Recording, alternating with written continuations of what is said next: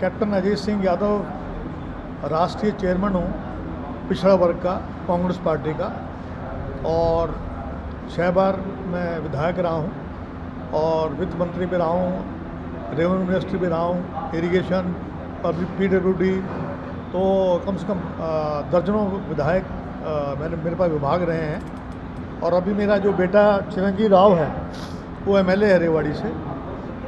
यहाँ पर क्या करने आए हैं और क्या चुनाव का माहौल चल रहा है, इसमें क्या मुद्दे होंगे? देखिए, ऐसा है कि रायबरेली और अमेठी में मैं आज से नहीं हूँ, मैं पिछले 20 साल से आता रहा हूँ। 2019 में नहीं आया था मैं, क्योंकि मैं खुद चुनाव लड़ रहा था पिछली बार लोकसभा का। इस बार मुझे लोकसभा में इसकी टिकट नहीं मिली, मेरी जगह राज बब्बर को टिकट दे दी, गुड़गांव जो पार्लियामेंट्री कॉन्स्टिट्यूंसी है। तो किशोर लाल जी के आग्रह पर मैं जो है लालगंज गया मैं, और बछवाड़ा, और आपका ऊंचाहार, कोतरा बहादुरगंज गया मैं, सदर रायबरेली गया, सलौन गया, जायज़ गया। तो मेरा मकसद ये है कि अमेठी और रायबरेली, जो मेरे नेता हैं सोनिया गांधी जी और स्वर्गीय राजीव गांधी जी मुझे राजनीति में लेके आए थे, और मैं समझता हूँ कि आज जो है देश को ज़रूरत है कि लोकतंत्र को बचाया जाए। और जिस तरीके से राहुल जी संविधान को बचाने की बात कर रहे हैं, जिस तरीके से 4000 किलोमीटर वो पैदल चले हैं, और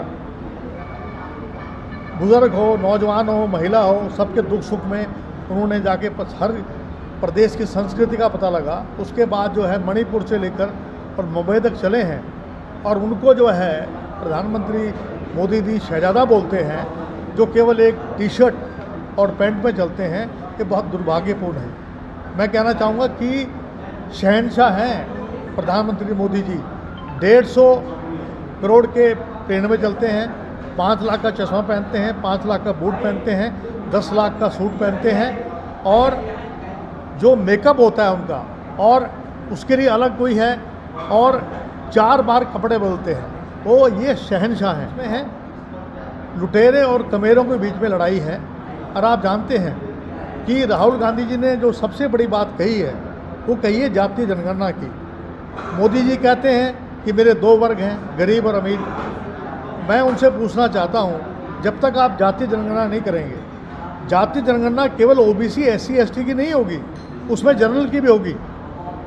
ब्राह्मण में, राजपूत में जो गरीब आदमी है, जो 10% आरक्षण जो इकोनॉमिकली वीकर सेक्शन को दिया है, उसमें स्कॉलरशिप, मकान, घर कैसे देंगे? और जिसकी गिनती जिसकी जितनी जनसंख्या उतना उसकी भागीदारी, चाहे आपके OBC के लोग हों, चाहे आपके SC के हों, ST के लोग हों, उनके लिए जो हम जिस भी वर्ग में हों, चाहे वो माइनॉरिटी में हो, चाहे OBC में हो, 2 सबसे आखिरी लाइन में बैठा हुआ है। उसके बाद घर है, मकान नहीं है, कितना पढ़ा लिखा है, राजनीतिक रूप से, सामाजिक रूप से कौन कमज़ोर है, उसके लिए अलग अलग योजनाएं बनेंगी, और उसके लिए अलग अलग जो है स्कॉलरशिप किसी को देना है, किसी को मकान देना है। तो ये जो जातीय जनगणना है, ये समाज को बांटने की नहीं है, ये सिटी स्कैन है तमाम सोसाइटी का, और इसको लाभ केवल एक व्यक्ति को नहीं है या एक समाज के लोगों को नहीं है, सारे समाज के लोगों को है। हरियाणा की राजनीति पे, हरियाणा में जो इस समय जो BJP सरकार पे संकट है, आप लोगों ने राष्ट्रपति शासन, राज्यपाल शासन लाने की मांग की है, क्या मांग कर? देखिए, वहाँ पर 88 की संख्या रह गई है, और BJP के पास 40 केवल जो हैं विधायक हैं, और जो हमारा जो गठबंधन की जो लोग हैं, जिन्होंने जो है कांग्रेस को साथ देने की बात करी है, 43 लोग हैं। तो जब माइनॉरिटी में सरकार आ जाती है, वैसे तो स्वयं मुख्यमंत्री को इस्तीफा देना चाहिए, क्योंकि वो आज माइनॉरिटी में है। तो हमारी पार्टी ने ये कहा है कि आप राष्ट्रपति शासन लागू कीजिए, हम कोई लोभ में नहीं है, दोबारा चुनाव कराएं, और जो सत्ता में आएगा वो चुन लिया जाएगा। BJP के सहयोगी रहे हैं दुष्यंत चौटाला, उन्होंने भी मांग की फ्लोर टेस्ट की। हम तो कह रहे हैं फ्लोर टेस्ट हो, फ्लोर टेस्ट हो जाएगा तो पता लग जाएगा। देखो, इस वक्त जो है हमारे नायब सिंह सैनी जी जो हैं, उनको बलि का बकरा बनाया गया। OBC के वोट के ऊपर जो है सेंध लगाने के लिए उनको बैठाया गया, लेकिन आज जो है एक ओबीसी का मुख्यमंत्री है, उसके साथ छल करके उसको मुख्यमंत्री बना दिया। अगर इतना अच्छा काम कर रहे थे तो 10 साल तक हमारे जो खट्टर साहब थे वो मुख्यमंत्री क्यों रहे? एकदम एक महीना पहले, 1.5 महीना पहले उनको क्यों बदला? तो ये केवल एक राजनीति है, चाहे आपके मध्य प्रदेश में हो चाहे यहाँ हो, क्योंकि राहुल जी पिछड़ा वर्ग की बात कर रहे हैं, तो पिछड़ों को अपने साथ लगाने के लिए ये कदम उठाया गया।